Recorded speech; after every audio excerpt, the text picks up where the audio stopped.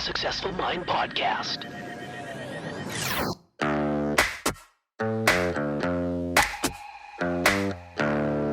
Successful people learn how to make their minds work for them.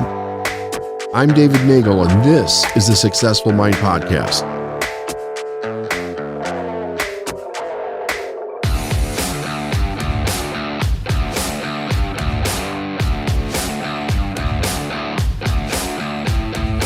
Hey everyone, I want to talk to you about a process that I have people go through that allows them to overcome one of the most difficult challenges that it seems that human beings have, and that is to uncover what they truly want in life. One of the places that we do this process is in a seminar that we have called The Art of Success. You can learn more about that at lifeisnowinc.com or davidnagel.com.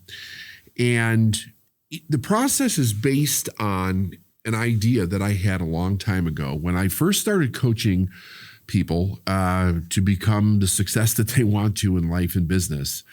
I realized that they had a very difficult time accepting the good. Like, even if we were making marginal progress, right, and their income was going up, their business was getting better, they were having a difficult time accepting that. And then with some individuals, if we got their income up really quick, which is something that we've always had the great success in doing and helping a person significantly raise their income, what they did with the money was interesting. It was almost as if you would think that they would want to enjoy it a bit, but in many cases, they had tremendous guilt and shame around doing that. It was almost as if they wanted to hide the money or hide the fact that they were making money. And I started having conversations with them, and I heard a whole host of different emotions that they would experience. Embarrassment, shame, guilt. The feeling that they did something wrong was very interesting to me. I started out, if you've been following the podcast for any period of time, my story on how I got started in this was just pretty famous in some circles. But it began with a huge increase in income. My income tripled in 30 days when I was a young man and had no experience. And I was so astounded by that. I've spent the rest of my life basically studying it. So one of the things that I've done with business owners is I've helped them dramatically increase their income in very short periods of time, because it's actually really easy to do. But that's for another conversation. But when they would do this, it was the reactions that's kind of surprised me. And the one reaction, like, I kind of understood the shame and the guilt a little bit, right? It was very new. The income was kind of reflecting off their own belief system and their own kind of self-image of themselves. But one of the ones that was really startling was the idea that many of them felt like they had done something wrong. And after having many conversations with these individuals, it was the reason stemmed from this basic premise. Their whole life, they were told that it was supposed to be hard. And here I am showing them that it can be easy and showing them the steps to actually make a large income easy. And then they would do the steps, they would have this big, large income change. And it was a total value conflict inside themselves. In other words, one part of their personality wanted to make a lot of money, but another part said, you can't do this unless it's really hard. So I began working with them on that. And one of the things that I started doing with people, and this was just an experiment in the beginning, was I said, when was the last time you allowed yourself to want something? And like the phone would go dead, or, they wouldn't know what to say, blank stare in their face. And I said, here's what I want you to do.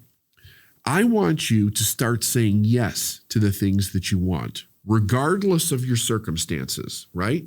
And start where you are, right? So this is one of those things where you can't try to prove this in a metaphor, because it won't work. You have to do it individually, just you, and you based on your life. Because part of this is getting to know who you truly are. So what are we taught growing up? We can't have it all. We can't have everything, right? You shouldn't buy more than you need. You shouldn't want more than you need. You should live based, very close to your needs. Don't go into debt. Don't overspend.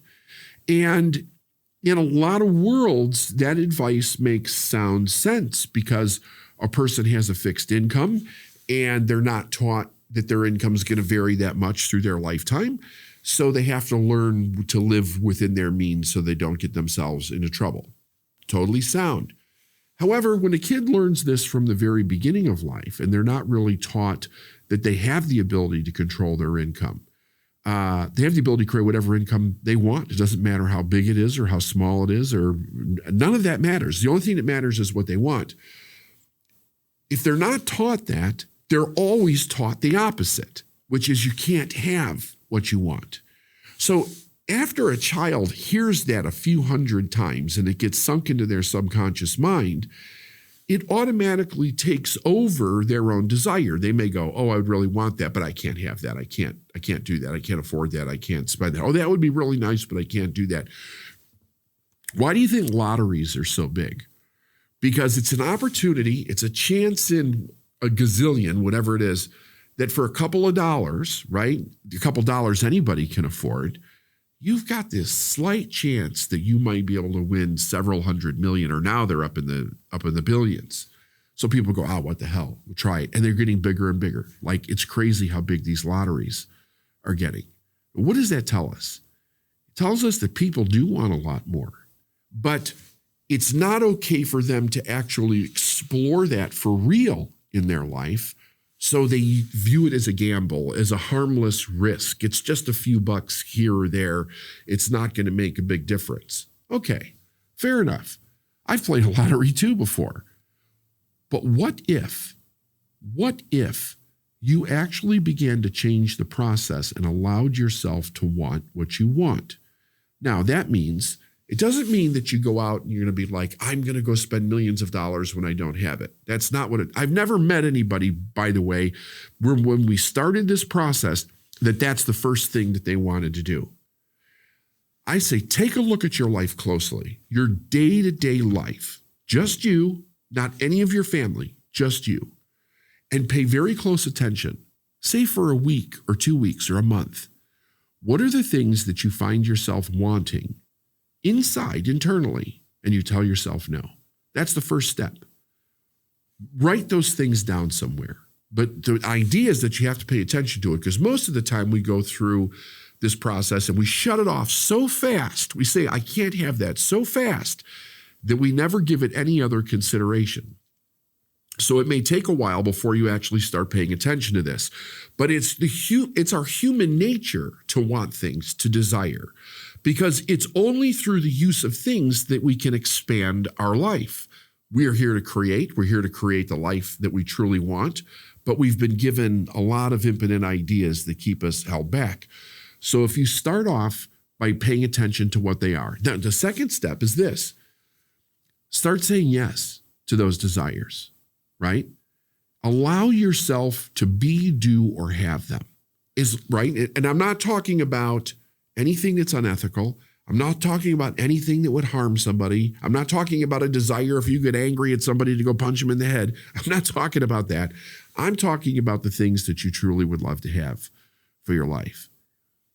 And start where you find yourself denying them. Yes, maybe you do have the dream for the big whatever it is in the future, but it all starts very close to your home every day, your own physical home. The things that you walk by, that you see, that you would like to have, that you deny yourself. What if you started saying yes to those things? Now, as fast as I'm saying that, I'm sure some of you are going, but you don't understand. I can't afford it. I can't do this. I can't do that. Or my spouse will be ticked off or whatever. Those are all ways that we convince ourselves that we can't actually have what we want. I'm challenging you to start allowing yourself to actually be, do, or have what you want. To start small, to start where you are, and allow your own desire to actually open like a flower inside of yourself, because it's there. That desire that will point us in the right direction for our life is in every human being, but it must be nurtured. It must be brought to the surface. We must get to know it. We must have an intimate relationship with that desire in order for it to work. In other words, we can hear it. We know what it is. It's pointing us in the right direction. The thing is that we shut it down for so many reasons. It would probably take me half a day to sit here and go through all the different reasons, but let's just look at a big bunch of them. Big one, you don't have money, but it started when your parents didn't have money, when they couldn't meet that desire inside of you. Then there's the idea of, are you capable of it? Well, if you didn't show a talent or a skill set around it in the beginning and your parents didn't have money and it was inconvenient, then they might say that you're not capable.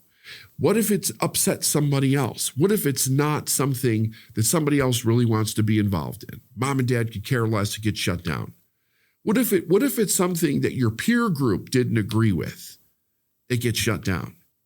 So a pattern starts to develop that we actually put other people's wants for us in front of our own.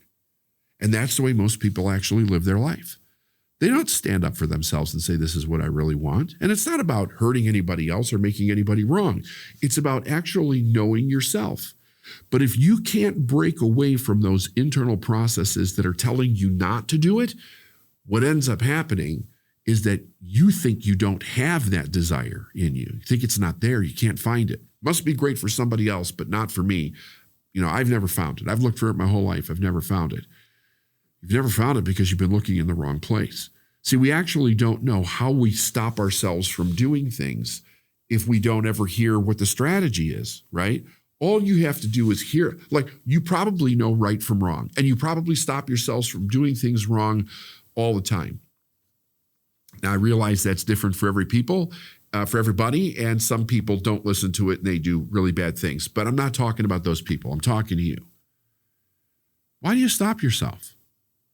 Why would you stop yourself from doing something bad, something that's unethical, something that's outside of your purview as far as what's right for you or humanity or people that are around you? Because you've been taught your whole life not to do those things. So there's an internal guide inside of you, right? It's calling at your values going, nope, this is not who you are. You don't do this. So that's something that's obvious if we think about it. But you have to realize that a lot of our life, the things that we've been told that we can't do, or even told who we're not in life. How many kids are raised in an environment where teachers, parents, grandparents, peers are all saying that they're not something that they truly feel that they are on the inside, but because they're young and they don't have any maturity around it, they can't actually explain it to anybody. And of course, all of the smart people are looking around and they're going, I don't see any evidence of this, or it triggers them in some way, and they just crush that down inside the child. They risk that child never finding it because they learned that they have to put other people's opinion before their own desires. We raise people today with a value around that we should put other people first before ourselves. And I'm not talking about in a way that seems obviously selfish. I'm talking about in a way where you have every right to become the best person that you can be. And I don't care how many mistakes you've made in your life. We all have. We all have. The idea is, can we be conscious enough to understand that we've made mistakes and continue to move forward anyway, right? Do you surround yourself with people that want to limit you to the mistakes of your past? You got to get rid of those people. You cannot listen to that. We do that as a society in a way that is terrifying by canceling people. They make a mistake and we cancel them. We try to take everything away from them. Why would people do that to each other? Because they're afraid of their own greatness. That's why. Oh, come on, David. That doesn't make any sense. It may not make any sense the first time you hear it. But why would somebody want to stop somebody else from living in their greatness? Think about that. Why? Because they're denying it to themselves. They don't want anybody to represent anything better than what they've done because that threatens who they think they are and who they think they're not. If you'll start right where you are now and start giving yourself permission to want what you want and to start to go after, right? Be, do, have what you want. Say yes to your desires. You're going to open up something inside of yourself that you previously didn't even understand was there. And not only is it wonderful and beautiful, but it does something else that's really magical. It's mystical. It starts to point your life in a direction of why you're actually here and finding your purpose. This, by the way, is the whole secret to finding your purpose. I know that there's been all kinds of books on it from all different perspectives, right? It's not that complicated. A squirrel doesn't have any trouble finding its purpose, right? A moose has no trouble finding its purpose. A rose has no trouble finding its purpose. But human beings have a terrible problem with it. Maybe we were taught something that was incorrect. Now, again, it's not that those people were bad. It's just what they were taught, right? A lot of the false beliefs that we carry were real at one time, and we believed them because it was built into survival. But you don't need that anymore. So if you start to say yes to yourself and you begin to uncover your purpose and you begin to uncover the direction of what you want, the mystical, magical thing about it is that everything that you need starts showing up. Every single thing that you need starts showing up, just like it does in nature for all of nature. It begins to show up.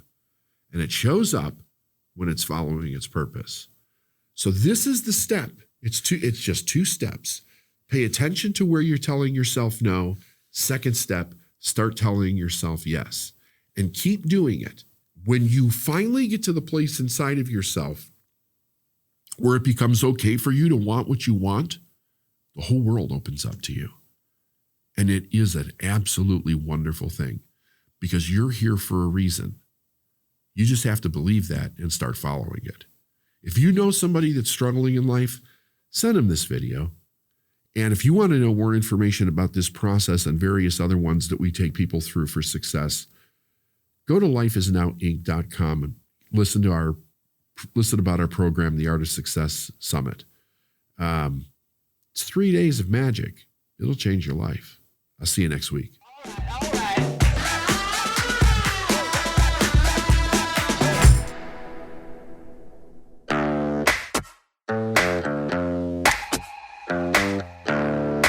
Thanks for listening to the Successful Mind Podcast. If you like what you heard and you want to learn more, go to lifeisnowinc.com.